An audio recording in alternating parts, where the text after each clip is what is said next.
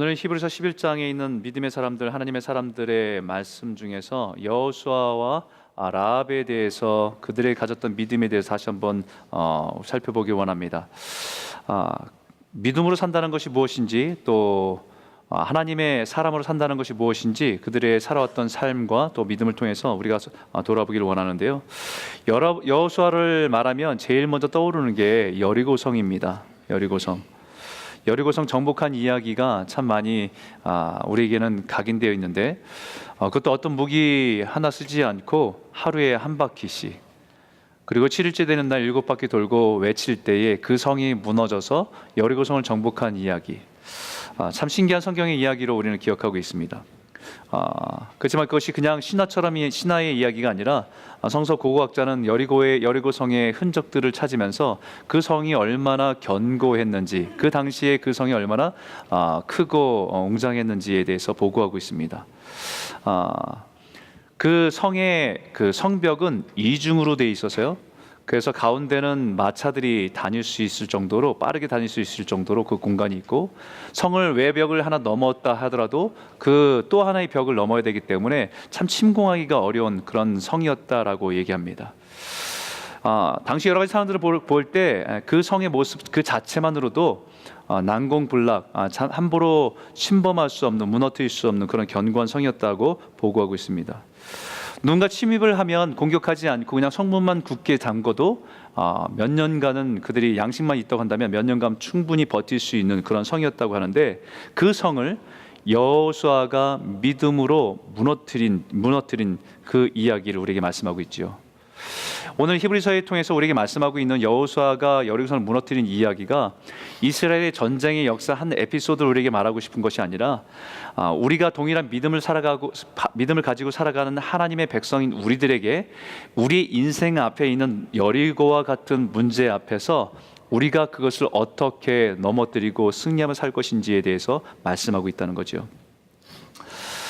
때로는 우리가 하나님의 믿음을 가지고 있음에도 불구하고 우리 인생에 문제가 오면 참 많이 두려워합니다. 그리고 그것에서 인간의 능력이, 우리의 한계를 경험하면서 많이 무너지고 절망할 때가 많습니다. 그렇지만 오늘 말씀을 통해서 믿음으로 그 삶을 뚫어내고 또 돌파해내고 승리하는 삶이 무엇인지 우리에게 말씀하는 이 말씀을 붙들고 우리의 삶 속에 여전히 동일하게 역사하신 하나님의 능력과 은혜를 경험하는 저와 여러분 되시길 주의 이름으로 축원합니다. 그 첫 번째는 이 말씀을 같이 한번 읽지요. 여호수아에 대한 말씀을 같이 나눌 텐데 이 말씀 한번 읽겠습니다. 시작. 믿음으로 7일 동안 여리고를 도니 성이 무너졌으며. 여호수아의 수많은 일들이 있지만 이 한마디로 여호수아의 믿음을 표현해 줍니다. 믿음으로 7일 동안 여리고성을 무너뜨렸다.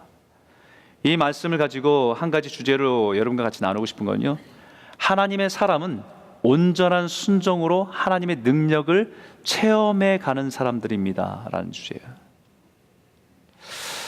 7일 동안 여리고성을 도는 것 자체가 믿음입니다. 하루에 한 바퀴 도는 것은 누구나 다 그냥 호기심만 가지고도 할 수 있습니다. 그런데 7일 동안의 똑같은 일들을 반복하면서 마지막 날은 그것도 7바퀴를 더 돌고 외칠 수 있는 것은요, 믿음이 있어야 합니다. 한 바퀴를 돌고 무엇인가 무너지고 금이 가고 그랬다면 재미가 있어서 흥분해서 더 많이 할 텐데, 아니요, 아무 일도 일어나지 않은 무의미한 일들을 반복하는 것 같은 그 순간에 꾸준하게 그 한 바퀴를 돌면서 순종할 수 있었던 것은 믿음입니다. 이 견고한 여리고성을 무너뜨리기 위해서 이스라엘 백성들에게 요구한 것을 여호수아에서 찾아보니까 3가지를 요구하셨어요.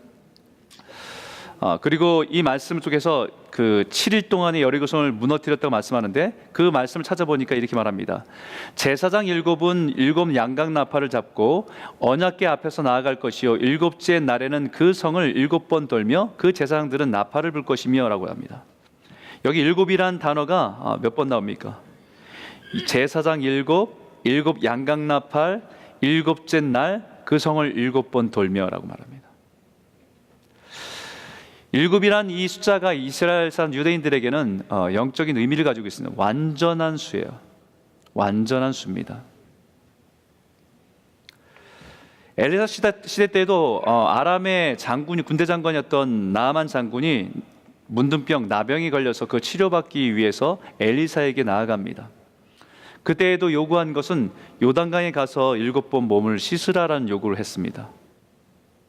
사실 그것은 나아만 장군에게는 굉장히 마음이 혼란하게 만드는 일이었어요. 성경을 보게 되니까 나아만은 자기가 생각한 게 있었습니다. 자기가 그래도 큰 나라의 군대 장관인데 엘리사에게 가면 그 가는 것 자체도 사실은 그 자존심상으로는 조금 스크래치가 나는 거잖아요. 그래도 자기가 나아만 장관이 엘리사에게 가면 자기가 생각한 것은 어떤 거였냐면 엘리사가 나와서 환영하고 맞아들여서 그 손을 자기 머리에 얹어서 기도함으로 자기가 치료가 될 것이라고 상상하고 기대했습니다.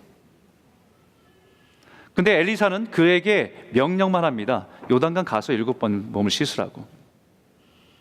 그러니까 그 생각한 게 뭐냐면, 우리도 큰 강이 많은데 이 조그만 강, 우리보다 나은 것도 없는 것 같으니 여기서 7번 씻는다고 낫겠냐고. 얼마나 많은 생각이 오갔겠습니까? 그러나 한 번 씻으면 좀 나아진 것도 아니고 6번 씻을 때까지 아무 일이 나지 않지만 7번째 완전하게 순종할 때 그 나병이 치유되는 역사를 보여주는 겁니다. 다시 말하면 7번 완전수는요, 내 생각과 내 경험과 내 모든 것들을 내려놓고 하나님 앞에 전적인 순종으로 나아가라는 말씀으로 7번을 말하는 겁니다. 마찬가지 이스라엘 백성들이 여리고성을 무너뜨리기 위해서 이스라엘 백성들에게 요구하신 것은 온전한 순종입니다. 부분적인 순종이 아니라 온전한 순종입니다. 여호수아, 제사장, 모든 백성들이 믿음으로 하나님의 말씀하신 것에 그대로 온전하게 순종하기를 원하신 거고, 그래야 이길 수 있는 싸움인 것을 말씀합니다. 여리고성을 무너뜨리는 것은 온전한 순종의 싸움입니다. 하나님만이 내 삶의 주인 되심을, 그 주권을 인정하면서 그분 말씀 앞에 내 삶을 내려놓고 순종하기로 결단하는 믿음의 행위이기 때문입니다. 이 여리고성을 무너뜨리기 위해서 하나님께 명령하신 것 세 가지가 있지요. 몇 년 전에도 여호수아 말씀을 나눌 때도 말씀드렸지만 3가지입니다.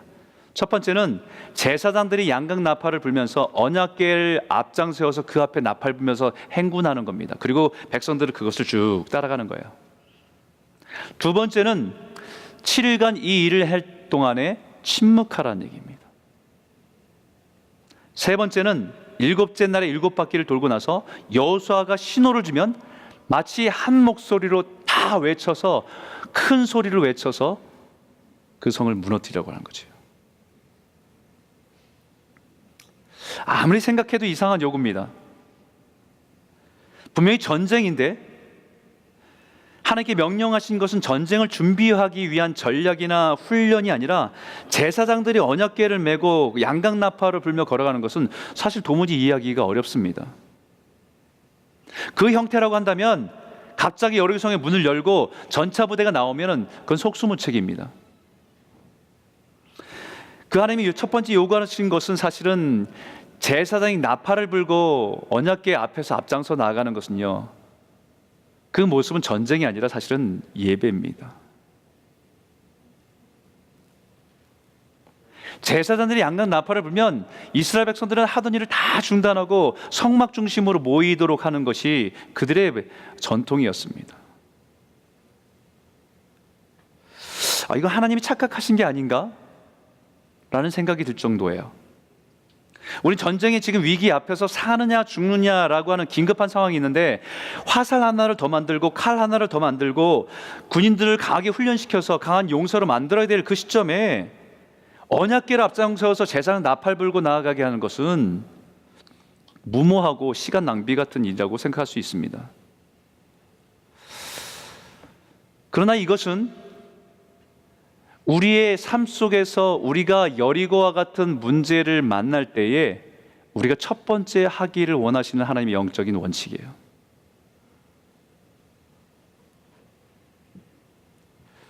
그것은 뭐냐면 우리의 삶의 중심의 예배를 분명히 해야 된다는 얘기예요.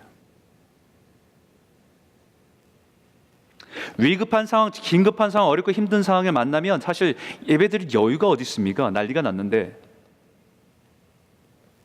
할 수 있는 일은 뭐든지 다 해봐야 되는 거 아닙니까? 좀 도움이 될 수 있는 사람들 찾아봐서 도움을 좀 구해야 되는 거 아니에요? 하다 정말 뒷전이 되는 것이 예배가 되지 않습니까? 한가하게 예배나 드릴 수 없는 상황이 되는 거 아닙니까? 그런데 하나님께서는 이런 상황 속에서 오히려 이런 상황일수록 우리의 삶의 중심에 예배가 있어야 된다는 얘기예요. 여리고를 무너뜨리는 게 문제가 아니라 지금 우리의 삶 속에서 하나님의 예배 속에서 우리의 그 임재 가운데, 하나님의 임재 가운데 나아가는 것이 첫 번째 우리가 다시 세워져야 될 부분이라고 말씀하는 거예요. 하나님의 약속을 붙들고 찬송하고 하나님의 임재 앞에 나아가 하나님의 은혜와 도우심을 구할 때 하나님의 지혜가 부어지고 하나님이 갈 길을 열어주시고 하나님 우리 인생 속에 능력으로 행하시는 기적과 능력을 경험하기 때문입니다. 그 주님 앞에 겸손히 설 때에 우리 인생에 감당할 수 없는 인생의 문제를 풀어주시는, 열어주시는 하나님의 능력을 보게 될 줄 믿습니다. 그리고 두 번째 요구하신 것이 침묵이에요. 이렇게 말씀합니다. 우리 같이 한번 읽어볼까요? 함께 읽을까요? 시작. 여호수아가 백성에게 명령하여 이르되 너희는 외치지 말며 너희 음성을 들리게 하지 말며 너희 입에는 아무 말도 내지 말라. 그리하다가 내가 너희에게 명령하여 외치라 하는 날에 외칠지니라. 여러분, 왜 침묵하라고 하실까요? 전쟁을 앞두고 있는 사람에게, 전쟁을 치르고 있는 사람들에게 군인들의 제일 중요한 것은요, 커뮤니케이션입니다. 서로 연락 주고받고 공조하고 함께 그 전쟁을 치러야 되는 것이 중요한데, 소통입니다. 중요한 게. 이런 중요한 시점에 침묵하라는 것은 사실은 말이 안 되는 거죠. 200만이 넘는 이스라엘 백성을 움직이는데 지휘관의 소리도 내지 않고 소리라고 하는 것은 유일하게 제사장이 부는 나팔 소리만 듣고 앞으로 가는 언약궤만 집중해서 걸어가야 되는 일정입니다. 아무 소리 내지 않고 걸어가는 것이 과연 가능할까? 사실 더 혼란만 생기지 않을까? 이런 생각을 하다가도요. 근데 사실은요, 그것 때문에 생기는 혼란보다 더 무서운 혼란은 부정적인 말로 인한 혼란입니다. 부정적인 말로 인한 혼란이에요. 여기에 너희는 외치지 말며 너희 음성을 들리게 하지 말며 그리고 또 너희 입에는 아무 말도 내지 말라는 내용을 3번이나 반복합니다. 3번이나 반복하면서 강조하는 이유는 하나입니다. 입 다물라는 거예요. 생각나는 대로 말하지 말고, 느껴지는 대로 말하지 말고, 보이는 대로 말하지 말고. 우리는 상황에 어려운 상황을 접하면 우리는 이것을 믿음으로 보기보다는 우리가 보여지는 대로, 느껴지는 대로 우리는 말하기 쉬운 사람들이기 때문에 그렇습니다. 40년 전 광야에서 헤매다가 가나안 땅에 들어가기 전에 가데스 바네아라는 곳에서 12명의 정탐꾼을 보낸 일이 있습니다. 그리고 나서 돌아와서 그들이 혼란 가운데 빠지게 된 첫 번째 이유가 10명의 부정적인 말로 인한 시작입니다.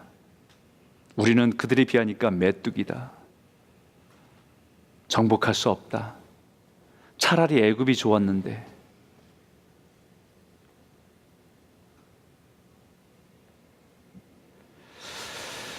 상식으로 이해가 되지 않는 하나님의 요구에 저마다 자신의 생각을 쏟아놓기 시작한다고 한다면 아우성일 겁니다. 이 미친 짓을 누가 시킨 거냐고, 왜 그것을 해야 되냐고.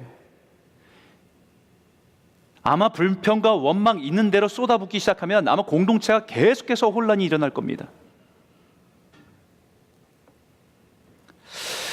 두려움의 언어를 쏟아놓고 불평과 원망의 언어는 그 공동체를 더욱더 혼란과 분열을 가져오게 되기 때문입니다.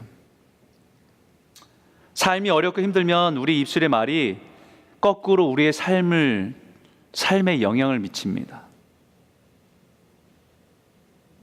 그리고 나의 가장 가까운 사람들에게 그 언어는 영향을 또 미칩니다.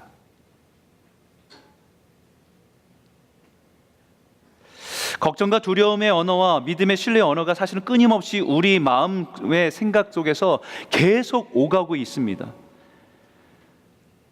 그때 우리가 내뱉는 말들은 우리의 삶에 영향을 주고, 부정적인 말을 하고 나면 내가 더욱더 비판적으로 부정적으로 바뀔 수밖에 없습니다. 그리고 다른 사람을 흔들어 놓게 됩니다. 그렇기 때문에 침묵하라고 말하는 거예요. 여러분, 침묵하는 그 시간은 내 안에서 일어나는 싸움의 현장이에요.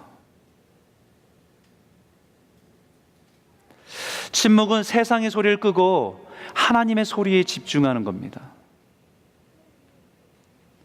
침묵은 내 안에 있는 여러 가지 소리들이 있을 때에 그 소리를 잠재우고 하나님의 언약에 집중하는 시간이 침묵입니다. 그렇기 때문에 침묵은 우리 안에 있는 믿음이 빚어지는 시간들이에요. 믿음이 정죄되는 시간들입니다.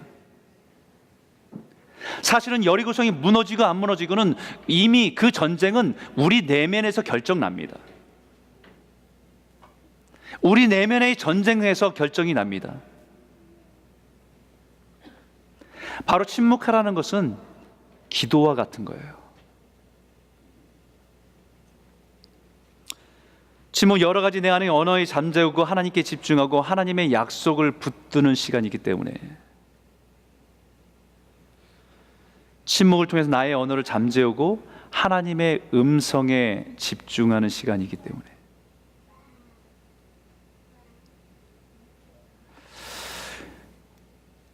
제가 예전에도 한번 얘기한 것 같은데요, 우리 예전에 그 9시 뉴스 앵커 백지연 씨라는 분이 있습니다. 그분이 쓴 책이 뜨거운 침묵이라는 책이 있어요. 그 책의 내용을 보니까 앵커들이니까 얼마나 많은 말들을 합니까? 근데 아무 말이나 하고 이분은 언어를 얼마나 정제하려고 애를 씁니까? 정확한 말을 전달하려고 하고 내용에 합당한 말을 전하려고 얼마나 언어들을 정제하는 훈련들을 합니까? 그분이 하는 얘기가 우리의 침묵에는 두 가지가 있대요. 하나는 무지의 침묵이 있고 하나는 뜨거운 침묵이 있답니다. 무지의 침묵은 어떤 주제의 대화를 하는데 거기에 대해서 아무것도 아는 바가 없어서 침묵할 수밖에 없는 그런 침묵이 있는 거고요.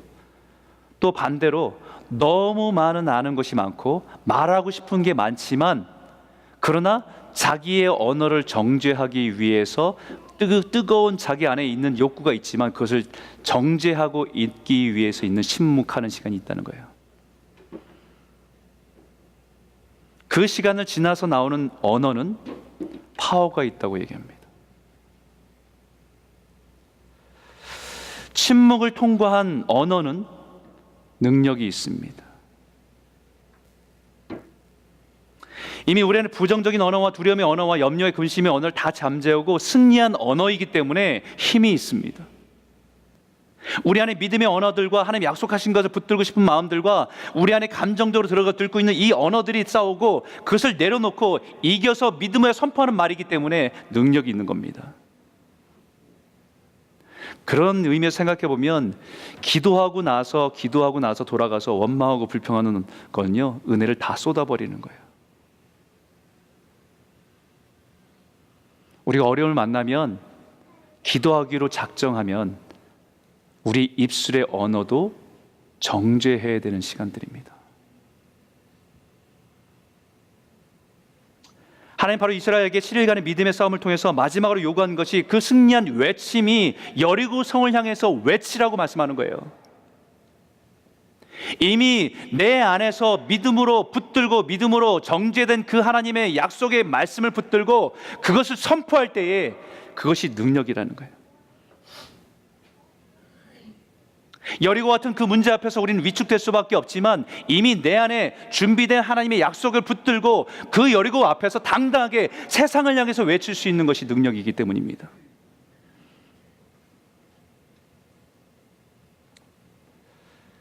침묵하는 가운데 보이는 것이 아니라 이미 내 삶 가운데 역사하셨던 하나님이 어떤 분이신지, 하나님 내 삶 가운데 약속하신 것이 무엇인지를 다시 한번 집중하고 그 하나님의 은혜를 붙드는 시간이기 때문에 매일매일 자신 안의 싸움 속에서 믿음으로 붙들고 이겨낸 그 소리를 가지고 선포하는 것이기 때문에 능력이 있는 거예요. 그 외침이 여리고성을 무너뜨리는 겁니다. 한번 볼까요? 이 말씀을 한번 보지요. 같이 한번 읽겠습니다. 시작. 이에 백성은 외치고 제사장들은 백성이 나팔 소리를 들을 때에 크게 소리질러 외치니 성벽이 무너져 내린지라. 백성이 각기 앞으로 나아가 그 성에 들어가서 그 성을 점령하고. 여러분, 침묵을 통과한 사람의 힘이 있습니다. 자신 인생 앞에 놓여 있는 여리고보다 더 크신 하나님을 보았기 때문입니다. 사랑하는 성도 여러분, 우리가 살아가는 동안에 수많은 문제 앞에 설 때 있고 상황 앞에 있을 때 있습니다. 때로는 우리가 감당하기 어려운 인생의 문제 앞에 설 때 있어요. 그러나 그 크기와 그 두려움 때문에 위축된 자가 아니라 하나님의 약속하심으로 통해서 우리의 말씀이 우리 안에 있는 말씀을 붙들고 믿음으로 세상을 향해 외쳐 승리하시는 저와 여러분 되시길 주의 이름으로 축원합니다. 두 번째 나누고 싶은 말씀은 라합의 믿음을 통해서 볼 수 있는 말씀인데요. 라합에게 주신 말씀이 이겁니다. 같이 한번 읽어보겠습니다. 시작. 믿음으로 기생 라합은 정탐꾼을 평안히 영접하였으므로 순종하지 아니한 자와 함께 멸망하지 아니하였도다. 두 번째 나누고 싶은 주제는 하나님의 사람은 온전한 순종으로 구원의 은혜를 누리는 사람, 누리게 하는 사람입니다.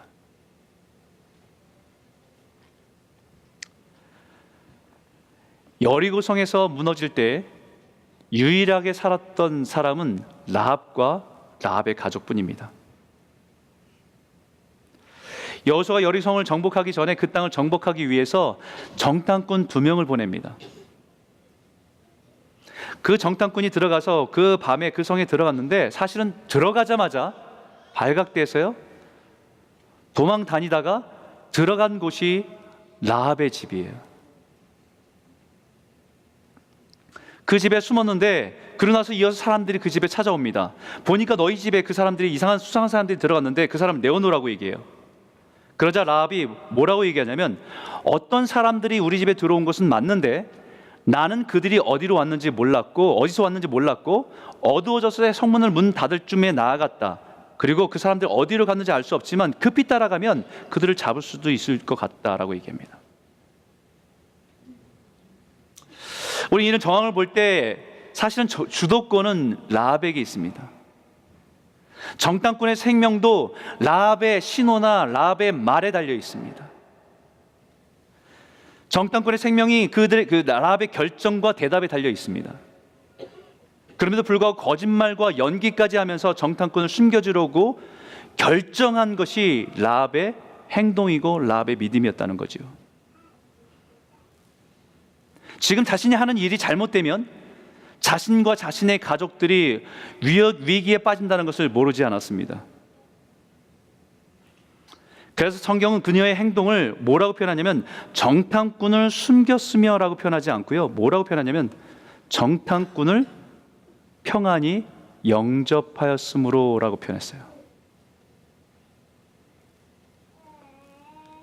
영접했다는 말은요 데코마이라는 단어예요.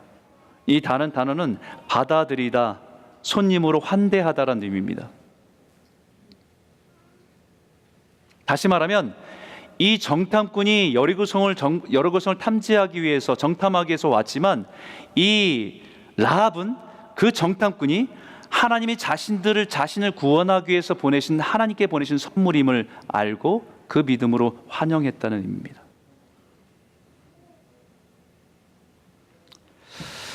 성경 의도적으로 라합의 행동을 데코마이라는 환대하고 영접했던 의미를 사용하는 이유가 그 행위가 믿음의 행위였기 때문이라고 말씀하고 있는 거예요.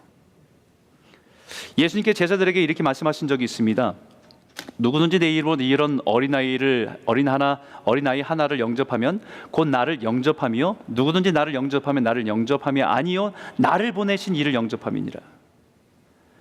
이때 사용한 영접이란 단어도 5번 사용해서 똑같이 데코마이라는 파생어예요.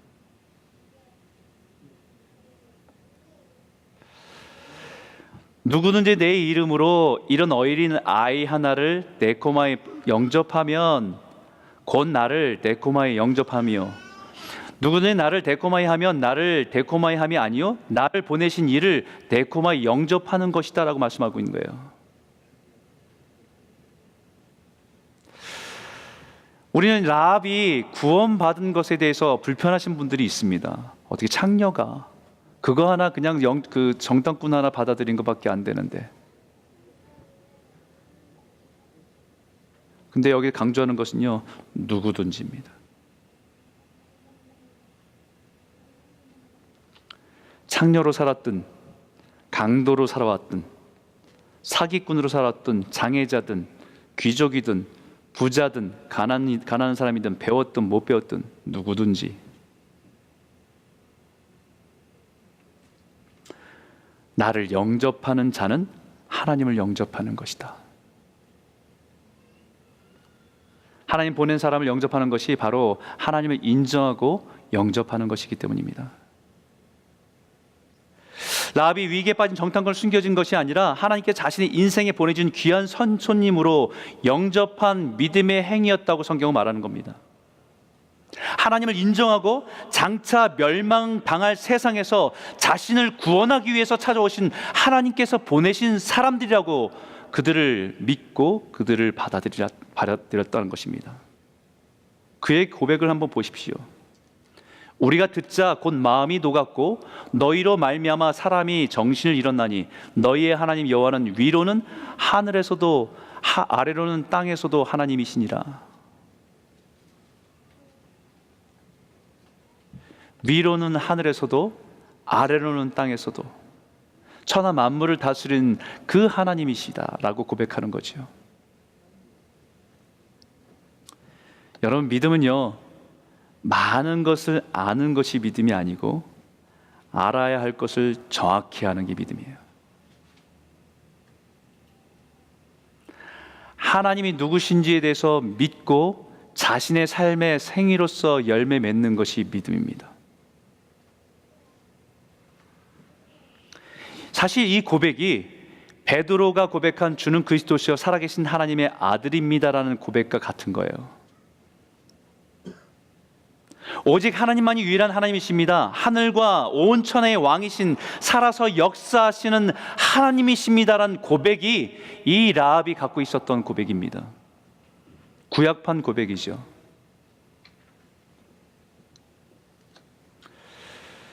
그 믿음의 고백이 라합과 그의 가족이 구원받을 만한 믿음이었다는 것을 말씀하고 있는 겁니다. 여리고 성이 멸망할 때 유일하게 구원받은 믿음의 가족인 것을 말하고 있지요. 반면에 여리고 성이 멸망할 때에 구원받은 라합이 아닌 다른 사람들의 표현할 때 이렇게 표현해요. 순종하지 아니한 자와 함께 멸망하지 아니하였도다라고요. 여리고 성 안에 수많은 사람들이 살아 있는데 그 사람 중에서 이 라합은 하나님의 그 메시지를 듣고 자신의 삶으로 반응해서 순종함을 통해서 구원의 은혜 가운데 들어왔지만 그 안에 수많은 여리고성에 있는 사람들은 하나님의 음성을, 하나님의 메시지를 들었지만 그것을 알지 못하고 순종하지 않음으로 멸망에 처하게 된 것이라고 말하고 있는 거예요.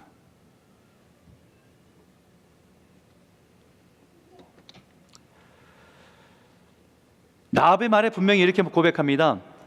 말하되 여호와께서 이 땅을 너희에게 주신 줄을 내가 아노라. 우리가 너희를 심히 두려워하고 이 땅 주민들이 다 너희 앞에서 간담이 녹나니 이는 너희가 애굽에서 나올 때에 여호와께서 너희 앞에서 홍해물을 마르게 하신 일과 너희가 요단 저쪽에 있는 아모리 사람의 두 왕 시온과 옥에게 행한 일 곧 그들을 전멸시킨 일을 우리가 들었음이니라. 누가 들어요? 우리가 들었다. 들었을 뿐만 아니라 두려워하였다까지 말합니다.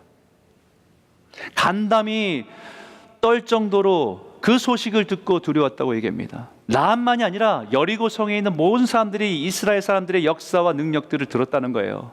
하나님의 기적과 능력을 들었다는 겁니다. 그리고 두려웠다는 겁니다. 그것은 하나님의 메시지입니다. 그들은 여리고성에 있는 사람들을 향해서 하나님이 전하신 메시지입니다. 라합은 그 메시지를 듣고 자신의 그런 멸망 속에서 그들을 영접함을 통해서 자신의 믿음을 드러내고 보인 겁니다. 그러나 많은 사람들은 그 자신의 삶 속에 두려움까지 있었지만 오히려 마음을 닫고 성문을 닫고 불순종으로 표현한 것이다라고 성경은 말하는 거지요. 사실 라합의 믿음의 행동은 일반적인 상식 밖의 행동입니다. 상식적으로 자신이 살고 있는 여리고가 그들에게 무너질 것이라고 생각할 수 없는 상황이었기 때문에, 두려운 것은 사실이지만 이스라엘 백성들의 소문을 들으면서 그들이 믿는 하나님의 역사가 크다는 것을 듣고 두려운 것은 사실이지만 자신이 살아간 세상은 결코 무너지지 않을 것이라는 확신 속에서 그들은 순종하지 않기로 결정한 거예요. 아니, 믿고 싶지 않은 겁니다. 그럼 두려우면 두려울수록 더 강하게 거부하고 오히려 자신이 의지한 세상을 더 강하게 붙들고 살아가려고 하는 것이 사람의 심리예요. 그래서 로마서에도 이렇게 말합니다. 같이 한번 읽을까요? 함께 읽겠습니다. 시작. 하나님을 알되 하나님을 영화롭게도 아니하며 감사치도 아니하고 오히려 그 생각이 허망해지며 미련한 마음이 어두워졌나니. 하나님을 인정하지 않는 세상, 하나님을 몰라서냐? 아니라는 겁니다. 분명히 압니다. 보이는 세상이 끝이 다가 아니라는 것을 압니다. 그럼에도 불구하고 하나님을 거부하는 겁니다. 세상 사람들 복음을 듣습니다. 복음을 들을 때마다 사실은 두려워합니다. 천국과 지옥이 있다는 그 말에 인정하고 싶지 않지만 두렵습니다. 이 세상에 언젠가 종말이 온다는 그 사실들을 믿고 싶지 않고 받아들이기 쉽지 않지만 두렵습니다. 그럴수록 하나님을 거부하고 자신이 의지하는 세상이 영원히 자신을 지켜주리라는 그 믿음 안에 숨는 겁니다. 마치 두려울수록 여리고성을 굳게 닫고 그 안에 숨는 것처럼 점점 더 어둠 속에 숨는 겁니다. 그러나 성경 우리에게 분명히 말합니다. 같이 읽을까요? 시작. 그러나 주의 날이 도둑같이 오리니 그날에는 하늘이 큰 소리로 떠나가고 물질이 뜨거운 불에 풀어지고 땅의 그 중에 있는 모든 일이 드러나리로다. 이 모든 것이 이렇게 풀어지리니 너희가 어떤 사람이 되어야 마땅하냐. 거룩한 행실과 경건함으로 하나님 날이 임하기를 바라보고 간절히 사모하라. 아무리 부정해도 그날은 옵니다. 하나님의 마지막 그 날은 옵니다. 그렇기 때문에 마지막 세대를 살아가는 하나님의 백성들은 거룩한 행실과 경건함으로 복음을 전해야 되는 거예요. 듣든지 안 듣든지 우리는 우리 삶 가운데 역사하신 하나님을 드러내고 증거해야 되는 삶이 우리의 사명입니다. 세상 사람들 앞에 우리가 거룩함과 경건함이라는 말은 우리가 하나님 앞에 순종함을 통해서 내 삶 가운데 역사하시는 하나님을 세상 가운데 드러낼 수 있는 백성으로 살아가라는 말씀이에요. 그 안에서 역사하신 하나님이 보일 때에 사람들이 라합과 같은 사람들이 그 말씀 앞에 돌아오는 일들로 우리를 복음의 증거자로 우리를 사용하실 것이라는 말씀이기 때문입니다. 지금 우리가 살아가는 세대는 여리고처럼 견고하지만 결코 망할 것 같지 않고 결코 종말이라는 것을 상상해 볼 수 없는 그런 세상에 살아가지만 그럼에도 불구하고 주님의 복음의 생명의 메시지는 선포되어야 됩니다. 그것이 우리의 삶을 통해서, 여리고를 무너뜨리는 우리의 삶을 통해서, 내 안에 역사하신 하나님의 살아있는 증거를 통해서 누구든지 그 음성을 듣고 믿음으로 하나님 영접하고 순종할 때 하나님의 자녀가 되는 권세를 누릴 수 있도록 우리는 선포하는 삶을 살아야 됩니다. 그것이 교회와 성도의 사명이기 때문입니다. 사랑하는 성도 여러분, 우리 삶 가운데 하나님께 온전한 순종으로 하나님의 능력을 체험하고 경험하고 우리 삶을 통해서 하나님이 드러나고 세상을 향해서 살아있는 메시지로 살아가는 저와 여러분 모두가 되시기를 주의 이름으로 축원합니다. 기도하겠습니다.